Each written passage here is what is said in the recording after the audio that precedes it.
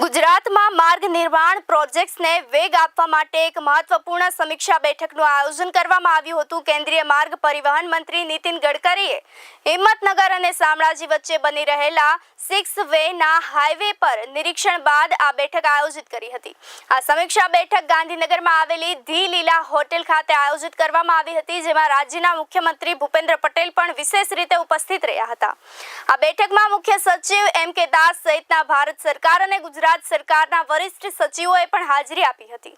આ બેઠકના મુખ્ય એજન્ડા ગુજરાતમાં માર્ગ નિર્માણની પ્રગતિ અને પડકારો અંગે ચર્ચા કરવાનો છે।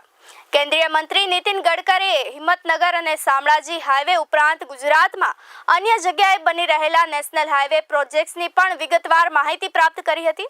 સમયસર કામગીરી પૂર્ણ કરવા માટે જરૂરી દિશા નિર્દેશનો આપ્યા હતા।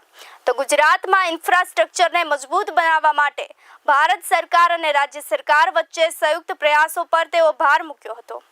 આ બેઠક દર્શાવે છે કે કેન્દ્ર સરકાર ગુજરાતના માર્ગોને વિશ્વ સ્તરીય બનાવવા માટે ગંભીરતાથી કાર્ય કરી રહી છે।